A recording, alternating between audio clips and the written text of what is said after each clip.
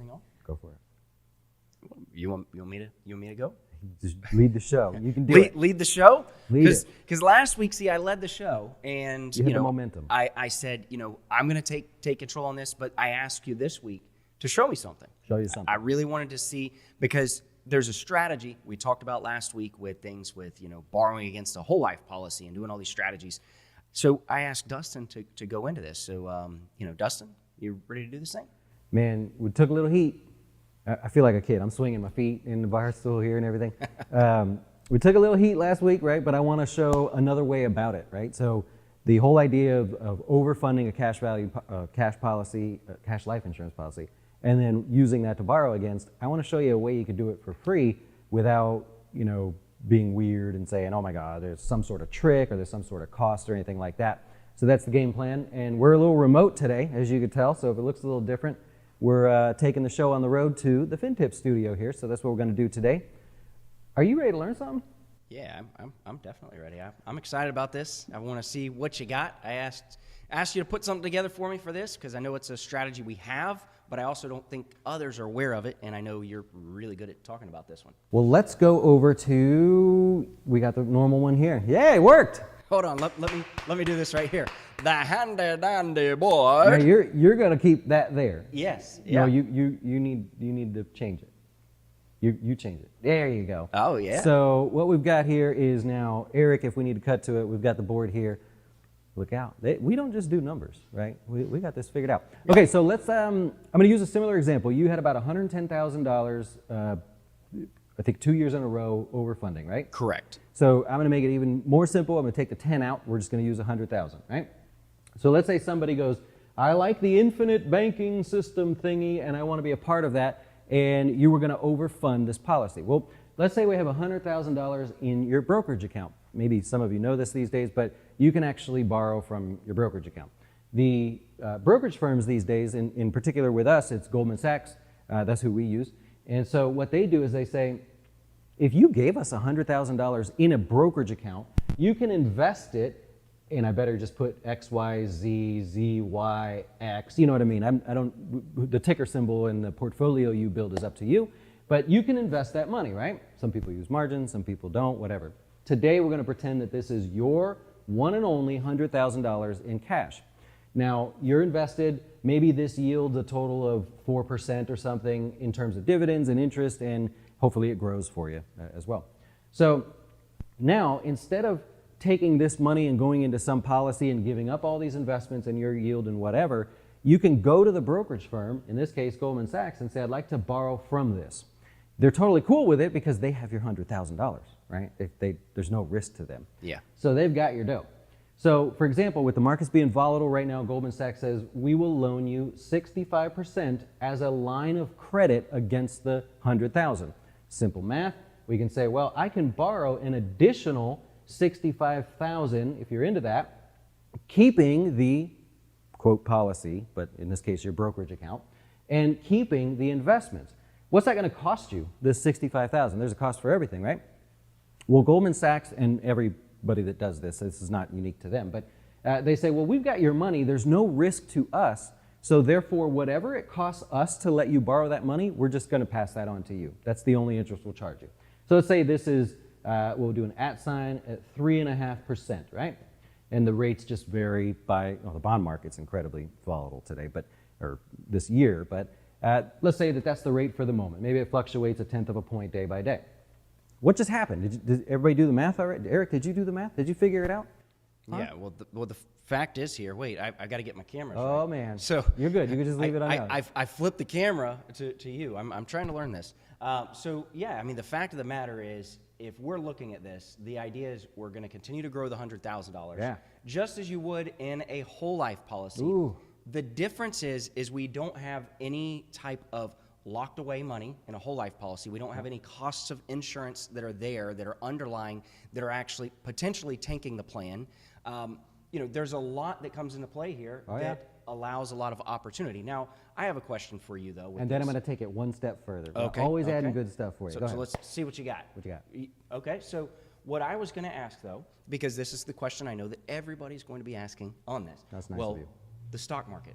Yes. It goes up and down. What if the money falls and I've borrowed this money. Yep. What ends up happening? Okay, let's take it to, I'm going to go with my step first to add to this, and then we're going to talk about that, because that's, if you saw this year, right, that's happening.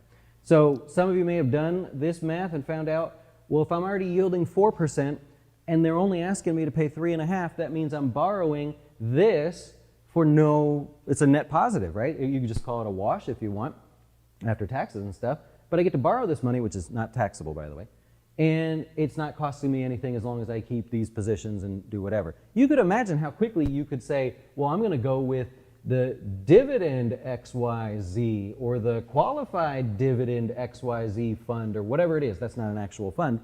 And raise your total yield even more so that therefore you're making money off of borrowing your own money, which is not taxable, and all the kids on TikTok and stuff love to see that.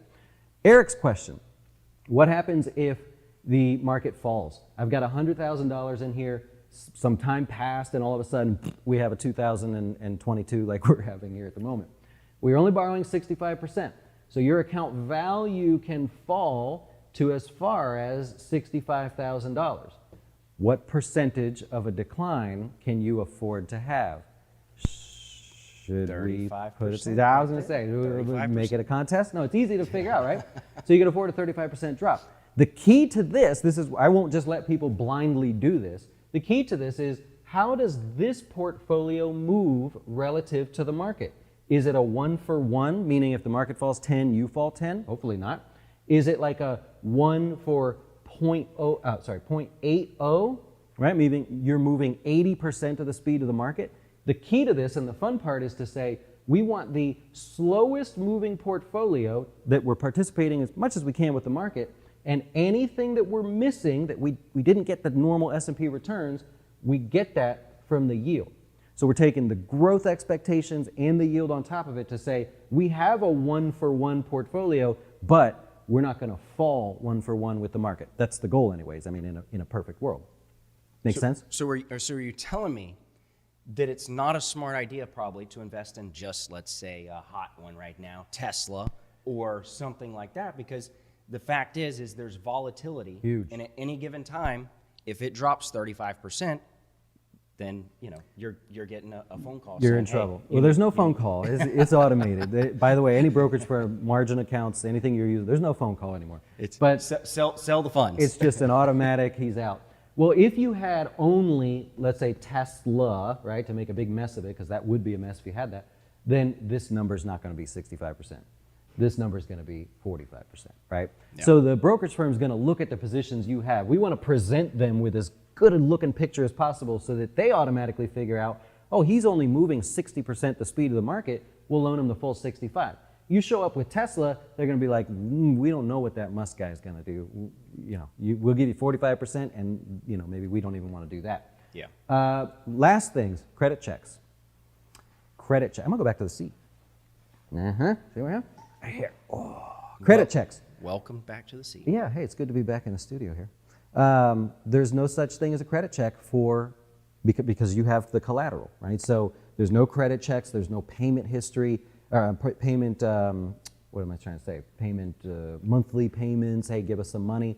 And you're free to take that line of credit in any increment. You could say, I only need 10,000 now, thanks for the 65, but I only need 10. Pay it back as you wish. Remember, if you don't pay it back and just say, I'm not going to pay it back, they'll just take part of your 100,000, right? So you're not locked into anything. You still have the flexibility of a brokerage account. It's essentially free. There's no insurance company telling what you can and can't do. And you don't have to worry about having too much where eventually you run into that tax scenario where you've overfunded too much and now the IRS says, we know what you're doing, we're going to tax you. And I think the big thing here, too, that we haven't really talked about is just what you mentioned, taxes. If you are borrowing from this account, it's not a taxable event because you're now borrowing against it, just as what is sold on a whole life policy. Because that's the whole thing, is you can put the money in, borrow from yourself, and at the tax advantage strategy. That's what the billionaires truly are doing. It's not that they're doing these whole life policies. I mean, call up Elon Musk. I mean, I talked to him a couple weeks ago. Huh? Just kidding.